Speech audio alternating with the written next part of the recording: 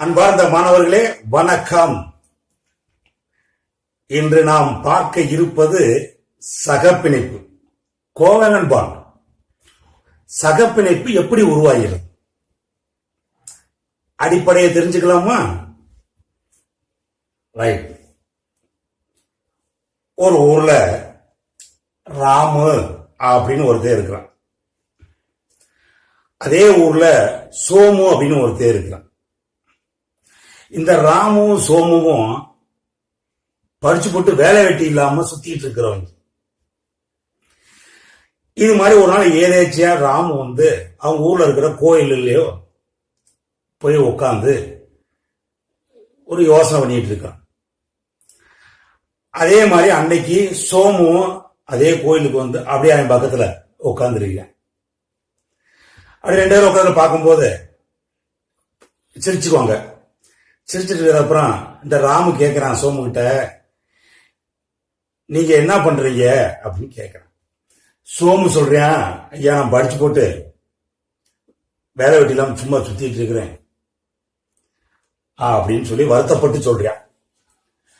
திரும்ப இந்த சோமு என்ன சொல்றான், ராமுகிட்ட கேட்கிறான், நீங்க என்ன பண்றீங்க கேட்பான்ல, நீங்க என்ன பண்றீங்கன்னு கேட்கிறான்.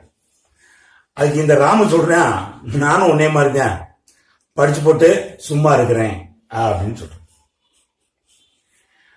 இவங்க 2 பேத்துக்குமே சும்மா இருக்குங்கிறது ஒரு அவமானமா தெரியுது.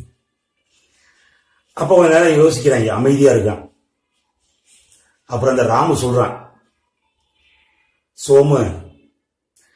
சோமு நம்ம 2 பேரும் இப்படியே சும்மாவே இருந்து வெட்டி பயிலுன்னு ஊர்ல பேச்சு வாங்குறதுக்கு பதிலா நமக்குன்னு ஒரு நிலையான இடத்தை அடையணுமே, நிலையான வாழ்க்கை வரணுமா இல்லையா? அதுக்கு நம்ம இப்படி சும்மா இருந்தோம்னா ஒன்றும் கதைக்கு ஆகாது. அதனால நாம 2 பேரும் சேர்ந்து ஏதாவது தொழில் தொடங்குவோமா அப்படின்னு சொல்றேன். உடனே சோமுவும், ஆமாப்பா இது நல்ல ஐடியாவா இருக்க, நம்மளும் எதுக்கு ஊர்ல வெட்டி பயில்னு பேர் வாங்கிட்டு நம்ம 2 பேரும் சேர்ந்து தொழில் பண்ணுவோம். தொழில் பண்றதுன்னா சும்மா இல்லை, உங்களுக்கும் தெரியும். யாரு 2 பேரும் சேர்ந்து தொழில் பண்றாங்களோ அவங்க 2 பேரும் சமமா பணத்தை போடணும், முதலீடு போடணும். அதனால அந்த ராமு சொல்றான், சோமு நான் ஒரு ரூபா போடுறேன், நீ ஒரு ரூபாய போடு, அந்த 2 ரூபாய வச்சு நம்ம ஏதாவது ஒரு தொழிலை தொடங்குவோம் அப்படின்னு சொல்றேன். சரி அப்படின்னு சொல்லிட்டு இந்த ராமும் 1 ரூபாய கொடுக்குறான். பாத்தீங்களா, ஒரு ராமு 1 ரூபா கொடுக்குறான், சோமு 1 ரூபாய கொடுக்குறான். இப்ப 2 ரூபா சேர்ந்துருச்சு. இந்த 2 ரூபாயை சேர்ந்ததுக்கு அப்புறம் தொழில் தொடங்குறாங்க. இப்ப இந்த 2 ரூபாய் யாருக்கு சொந்தம்? 2 பேருக்குமே சொந்தம். ஏன்னா அதான் பார்ட்னர், பிசினஸ் பார்ட்னர். இப்ப 2 பேரும் தொழில் தொடங்கினால என்ன ஆயிரும், 2 பேரும் அடிக்கிறத சந்திப்பாங்க. அவங்களுக்குள்ள ஒரு ஆழமான நட்பு உருவாகுது, ஃப்ரெண்ட்ஷிப். இப்ப இந்த ராமுவும் சோமுக்கும் இடையில நல்ல ஒரு ஃப்ரெண்ட்ஷிப் வந்துருது, நட்பு உருவாகுது. இந்த நட்பை தான் நான் பிணைப்புங்கிறேன், சக பிணைப்புன்னு சொல்றேன். ராமு 1 ரூபா கொடுத்து சோமு 1 ரூபா கொடுத்து உருவானதுதான் சக பிணைப்பு, அதாவது நட்பு. ராமுவுக்கும் சோமுக்கும் இடையில ஒரு கோடு போட்டிருக்குன்னா அந்த கோடுங்கிறது சக பிணைப்பை குறிக்கிறது. சரி, இதே மாதிரி ஏங்கிற ஒரு அணு ராமு மாதிரி, பிங்கிற ஒரு அணு சோமு மாதிரி. இங்க காசுன்னு நான் சொன்னது எலக்ட்ரான் கற்பனை பண்ணிக்கங்க. ஏ ஒரு எலக்ட்ரானை கொடுக்குது, பி ஒரு எலக்ட்ரானை கொடுக்குது. அப்ப ஏக்கும் பிக்கும் இடையில ஒரு பிணைப்பு உருவாகிறது, அதுதான் சக பிணைப்பு. அந்த சக பிணைப்புங்கிறதுக்கு அர்த்தம் என்ன அப்படின்னா, 2 பேரும் சமமா தான் எலக்ட்ரானை போடும். ஒரு எலக்ட்ரானை தான் கொடுக்கணும் அவசியம் இல்லை. இது 2 எலக்ட்ரானை கொடுக்கலாம், இதுவும் 2 எலக்ட்ரானை கொடுக்கலாம், இதுவும் 3 எலக்ட்ரானை கொடுக்கலாம், இதுவும் 3 எலக்ட்ரானை கொடுக்கலாம். எத்தனை எலக்ட்ரானை கொடுத்தனாலும் சமமா பங்கிடணும், அதுதான். இப்ப அதே மாதிரி பாடத்துக்கு போலாமா? குளோரின் அப்படின்னு ஒரு அணு அப்படியே அந்த பக்கம் வருது. அதே மாதிரி இன்னொரு குளோரின் அணு அந்த பக்கம் இருந்து வருது. இந்த குளோரினும் அந்த குளோரினும் சந்திக்கிறாங்க. சந்திக்கும் போது இந்த குளோரின் சொல்லுது, ஏப்பா என்னுடைய எலக்ட்ரான் அமைப்பு பாரு, 1s2 2s2 2p6 3s2 3p5 அப்படின்னு இருக்கு. இதுல என்னோட இணையதளம் கூடு யார் சொல்றது? இந்த குளோரின் சொல்றது. அதாவது ராமு மாதிரி இந்த குளோரின் சொல்றது. அவனுடைய இணையதளம் கூடுங்கிறது 3s2 3p5. இதுல மொத்தம் 7 எலக்ட்ரான் இருக்கு. இணையதளம் கூட்டுல 7 எலக்ட்ரான் இருக்கு. அதுல பி ஆர்பிட்டால் 5 எலக்ட்ரான் இருக்கு. இன்னும் ஒரு எலக்ட்ரான் வந்தா பி ஆர்பிட்டால் முழுமை அடைஞ்சிடும். பியில மொத்தம் அதிகபட்சம் 6 எலக்ட்ரான் தான் இருக்கும். முழுமையா நிரம்பிடும். உங்களுக்கு தெரியும், ஒரு ஆர்பிட்டால் முழுமையா நிரம்பிட்டா அது நிலையானது இல்லையா? எப்படி ராம் நிலையான வாழ்க்கையை எதிர்பார்த்து போறானோ அதே மாதிரிதான் குளோரின் ஒரு எலக்ட்ரான் இருந்தா முழுமை அடைஞ்சு நிலையான அமைப்பை அடையலாமே அப்படிங்கிற ஒரு நிலைக்கு தள்ளப்படுது. இதே நிலைமை தான் இந்த குளோரின். அதுக்கு அதே இணையதளம் கூட்டுல 7 எலக்ட்ரான் இருக்கு. திருப்பி ஆர்பிட்டால்ல 5 எலக்ட்ரான் இருக்கு. இன்னும் ஒரு எலக்ட்ரான் வந்தா அதுவும் முழுமை அடைஞ்சிடும். அதுவும் நிலையான அமைப்பை அடைய முயற்சிக்கும்.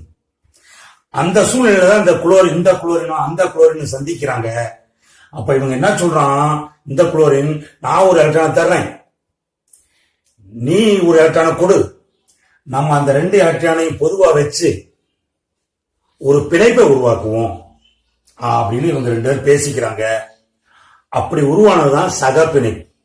இங்க பாருங்க, இப்ப இந்த குளோரின் அந்த குளோரின் ரொம்ப க்ளோஸ் ஆயிடுச்சு. அவங்க 2 பேத்துக்கு ஃப்ரெண்ட்ஷிப் வந்துருச்சு.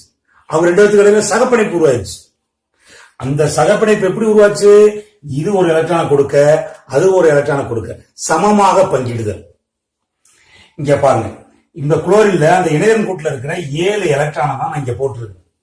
2 4 6 இந்த மேல இருக்கிற அந்த ஒரு எலக்ட்ரான் இந்த குளோரினுடைய எலக்ட்ரான். அதே மாதிரி அந்த குளோரின்ல 2 4 6 7, அதாவது இணையதளம் கூட்டுல இருக்கிற அந்த 7 எலக்ட்ரான். ஆக இந்த குளோரின் ஒரு எலக்ட்ரானை கொடுத்து அந்த குளோரின் ஒரு எலக்ட்ரானை கொடுத்து 2 பேரும் சமமா பங்கிட்டு இருக்கிறாங்களா? அப்ப இவங்க 2 பேருக்கு இடையில என்ன உருவாயிருக்கும்? சகப்பிணைப்பு. எப்படி ராமுக்கும் சோமுக்கும் இடையில இவன் ₹1 கொடுத்து அவன் ₹1 கொடுத்து நட்பு உருவானதோ, அதே மாதிரி இந்த குளோரின் ஒரு எலக்ட்ரானை கொடுத்து அந்த குளோரின் ஒரு எலக்ட்ரானை கொடுத்து 2க்கு இடையில ஒரு பிணைப்பு உருவாகிறது. அந்த பிணைப்பு தான் சக பிணைப்புங்கிறோம். அதுக்கு அடையாளமா தான் Cl பாண்ட் Cl. இந்த பாண்ட் என்பது சக பிணைப்பு. Cl2 மூலக்கூறில் இருப்பது சக பிணைப்பு. சக பிணைப்பு எப்படி உருவாக தெரியுதா? 2 அணுக்களுக்கு இடையே எலக்ட்ரான்கள் சமமாக பங்கிடப்படுவதால் உருவாகும் பிணைப்பு சக பிணைப்பு. மீண்டும் ஒரு முறை சொல்லவா? 2 அணுக்களுக்கு இடையே எலக்ட்ரான்கள் சமமாக பங்கிடப்படுவதால் உருவாகும் பிணைப்பு சக பிணைப்பு. இப்போ ஒரு சக பிணைப்பு எப்படி உருவாகிறது என்பது உங்களுக்கு தெரியும், தெரிந்து கொள்ள வேண்டும். எலக்ட்ரான்கள் சமமாக பங்கிடப்பட வேண்டும். அப்படி உருவாகிறது தான் சக பிணைப்பு. மறந்துட மாட்டீங்கள? அப்படி மறக்கிற மாதிரி சூழ்நிலை வந்தா ராமுவையும் சோமுவையும் நினைச்சுக்கீங்க, எக்காலத்துக்கு மறக்காது. இப்ப சகப்பிணைப்பு என்பதை நான் உங்களுக்கு தெளிவாக சொல்லியிருப்பதாக கருதுகிறேன். இதை பயன்படுத்தி இந்த சகப்பிணைப்புகளுக்கு இன்னும் பல சான்றுகள் இருக்கிறது, அதையெல்லாம் படித்து பாருங்கள், மிக எளிதாக புரிந்துவிடும். இதேபோல் நான் மற்றொரு வீடியோவில் உங்களை மீண்டும் ஒரு முறை சந்திப்பேன். அதுவரை நன்றி கூறி விடைபெறுகிறேன். நன்றி, வணக்கம்.